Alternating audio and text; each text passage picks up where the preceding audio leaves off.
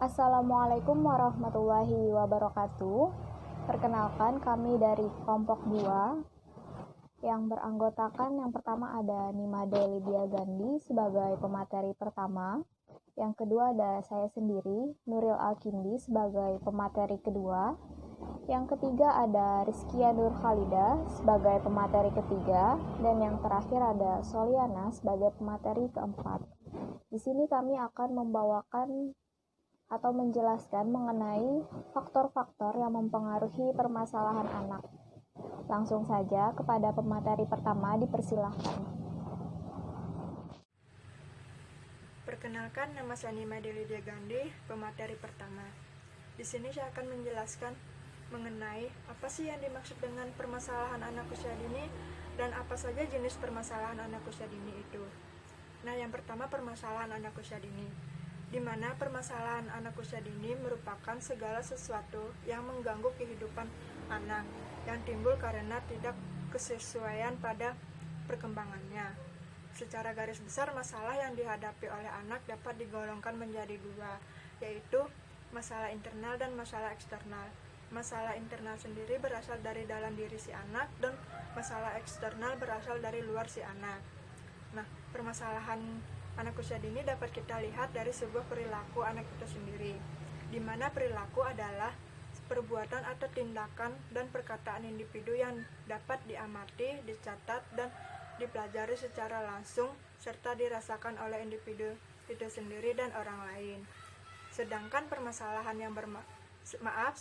perilaku yang bermasalah di sini merupakan segala sesuatu perbuatan atau tindakan dan perkataan individu yang mengganggu orang lain dan mengganggu dirinya sendiri, terutama pada pemenuhan tugas-tugas perkembangannya dan interaksi terhadap orang lain.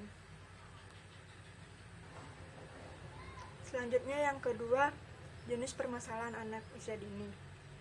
Secara garis besar, masalah yang dihadapi oleh anak dapat digolongkan menjadi 4, yaitu masalah yang berkaitan dengan keadaan fisik, psikis, sosial, dan kesulitan belajar. Nah, yang pertama fisik,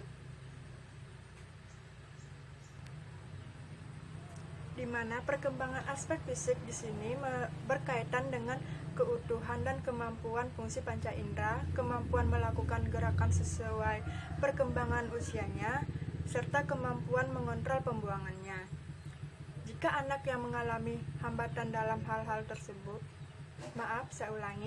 anak yang mengalami hambatan dalam hal-hal tersebut dapat dikatakan mengalami masalah secara fisik. Contohnya seperti gangguan panca indera, cacat tubuh, obesitas atau kegemukan, kidal, gangguan kesehatan atau penyakit yang dialami si anak, hiperaktif, gangguan perkembangan bahasa, dan lain sebagainya. Nah, yang kedua, psikis, di mana perkembangan psikis anak terkait dengan kemampuan psikologi yang dimilikinya atau ketidakmampuan mengekspresikan dirinya sendiri dalam kondisi yang tidak normal. Beberapa permasalahan psikis yang sering dialami anak yaitu seperti gangguan konsentrasi, inteligensi baik secara tinggi maupun rendah, berbohong, dan emosi. Nah, emosi sendiri seperti perasaan takut, cemas, marah, sedih, dan lain sebagainya. Mungkin itu saja yang dapat saya sampaikan. Selanjutnya akan dilanjutkan oleh pemateri kedua. Sekian dan terima kasih. Tadi penjelasan dari pemateri pertama. Jadi langsung saja saya lanjutkan mengenai jenis permasalahan anak yang selanjutnya, yaitu ada dari segi sosialnya. Perkembangan sosial pada anak itu berhubungan dengan kemampuan anak dalam berinteraksi dengan teman sebaya, orang dewasa, atau lingkungan pergaulan yang lebih luas. Dengan demikian, permasalahan pada anak dalam bidang sosial juga berkaitan dengan pergaulan atau hubungan sosial yang meliputi perilaku-perilaku sebagai berikut. Yang pertama ada tingkah laku agresif, daya saing yang kurang, pemalu, anak manja, negativisme, perilaku berkuasa, dan perilaku yang merusak. Jadi itu tadi adalah jenis permasalahan pada anak. Yang selanjutnya di sini adalah kesulitan belajar. Kesulitan belajar pada anak dapat dimaknai sebagai ketidakmampuan anak dalam mencapai taraf hasil belajar yang sudah ditemukan dalam batas waktu yang ditentukan. Dalam program belajar sesuai dengan potensi yang dimilikinya. Jadi ada beberapa indikator dan jenis kesulitan anak yang mungkin dialami, yaitu yang pertama ada lower level, underachiever, dan slow learner. Baiklah itu tadi ada beberapa jenis permasalahan pada anak. Selanjutnya di sini saya akan menjelaskan mengenai faktor internal yang mempengaruhi permasalahan anak usia dini. Di sini ada dua faktor internal. Yang pertama ada dari faktor turunan dan faktor kesehatan. Faktor internal sendiri itu adalah faktor yang berasal dari dalam diri anak itu sendiri. Ya, seperti faktor turunan dan faktor kesehatan. Faktor keturunan sendiri itu yaitu karakteristik yang dibawa sejak lahir. Faktor keturunan yang berpengaruh terhadap timbulnya tingkah laku seseorang. Faktor yang diturunkan oleh kedua orang tua itu yang menentukan seperti warna rambut, kulit, ukuran tubuh, jenis kelamin, kemampuan intelektual maupun emosinya. Yang selanjutnya adalah faktor internal, faktor kesehatan. Faktor internal yaitu berupa faktor kesehatan. Faktor kesehatan dapat dilihat dari asupan gizi yang mempengaruhi perkembangan otak, baik saat masih dalam kandungan maupun ketika sudah lahir. Kondisi tubuh yang meminimalisir adanya virus atau bakteri yang dapat menyerang tubuh. Perkembangan aspek fisik terkait dengan keutuhan dan kemampuan fungsi panca indera anak.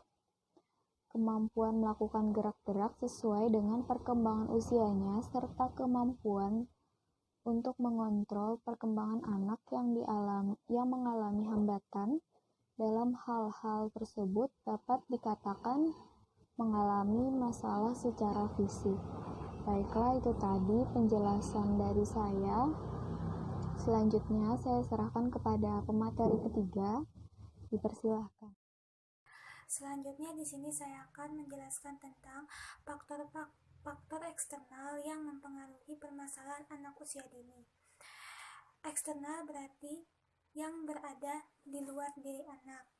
Misalnya, yang pertama yaitu ada faktor lingkungan keluarga dan kedua ada faktor sosial. Nah, faktor lingkungan keluarga sendiri adalah lingkungan keluarga adalah lingkungan pertama bagi anak, di mana segala tingkah laku ataupun perbuatan tumbuh kembang anak yang keluar dari diri anak adalah itu mencontoh dari kedua orang tua sendiri. Nah, oleh karena itu, orang tua perlu memberikan perhatian yang lebih kepada anak, khususnya kepada anak usia dini. Nah, lingkungan keluarga mencakup pola asuh orang tua, kasih sayang, stimulasi, keadaan sosial, ekonomi keluarga. Nah, pola asuh sendiri, anak tergantung pada pola pengasuhannya bagaimana yang mereka terima, dan pertumbuhan mereka tergantung pada kapasitas si pengasuhnya. Apabila pola pengasuhan anak sedari kecil sudah dilakukan dengan tepat dan benar, maka untuk kedepannya anak tersebut minim akan terjadinya permasalahan atau hambatan untuk anak tersebut. Sebaliknya, jika anak mendapatkan pola asuh atau pengasuhan yang kurang menstimulasi atau kurang melatih stimulasinya, maka kedepannya itu mungkin atau kemungkinan besar akan terjadi permasalahan. Kita contohkan saja, anak dengan pola asuh dengan melatih stimulasi dan pola asuh yang mengabaikan stimulasi, maka itu hasilnya akan berbeda, di mana anak yang selalu melatih stimulasi kedepannya akan lebih terasah, kecerdasannya akan lebih terasah. Sedangkan anak yang jarang atau mengabaikan stimulasi, maka kedepannya inilah yang akan menimbulkan hambatan atau permasalahan-permasalahan pada anak usia dini nantinya. Yang kedua yaitu ada lingkungan sosial. Nah, lingkungan sosial ini dibagi lagi menjadi dua, ada lingkungan sekolah dan juga ada lingkungan masyarakat. Di lingkungan sekolah sendiri, faktor terjadinya permasalahan anak usia dini, misalnya terjadinya bullying pada anak, di mana bullying merupakan perilaku agresif yang dilakukan oleh seseorang atau kelompok lain yang dilakukan secara berulang-ulang dengan cara menyakiti secara fisik ataupun mental.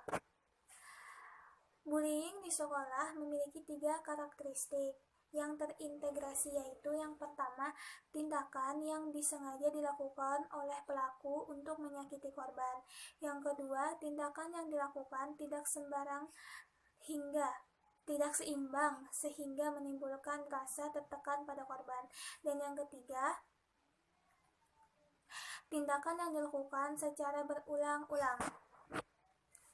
Yang selanjutnya yaitu ada masyarakat, di mana masyarakat merupakan faktor yang perlu kita perhatikan juga, karena banyak bisa memberikan perkembangan atau pengalaman terhadap anak. Tetapi, jika kondisi masyarakat pada anak baik, akan memberikan efek yang baik juga terhadap anak. Sebaliknya, jika itu tidak baik, maka anak juga akan mengikuti lingkungan masyarakatnya.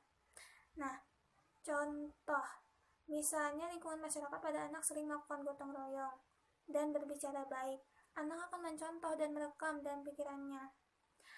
Apabila kondisi lingkungan anak tidak baik, seperti terjadinya kekerasan pada anak, atau orang berbicara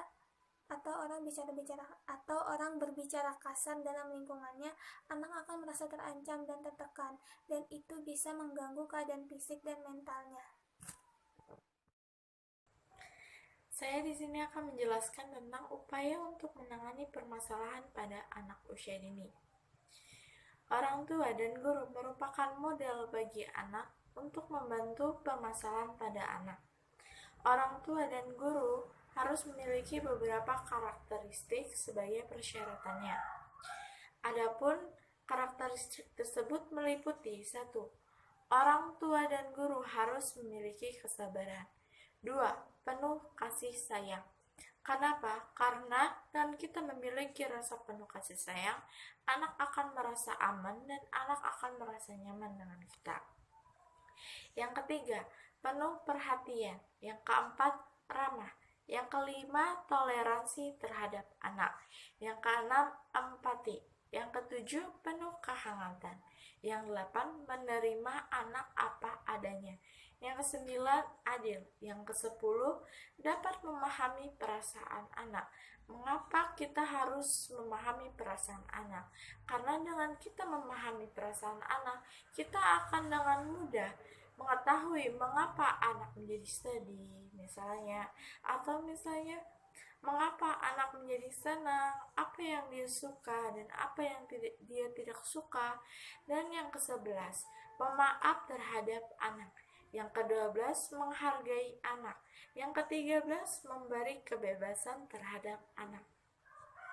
Dan yang terakhir ialah menciptakan hubungan yang akrab dengan anak. Dengan kita menciptakan hubungan yang akrab dengan anak, kita dapat memahami dengan mudah mengapa anak menjadi sedih dan lainnya. Adapun pentingnya bagi kita untuk memahami permasalahan-permasalahan pada anak ialah agar kita dapat meminimalkan dampak permasalahan-permasalahan pada anak di kemudian harinya. Sekian dari saya dan sekian dari materi kelompok 2. Salah hilap mohon maaf. Wassalamualaikum warahmatullahi wabarakatuh.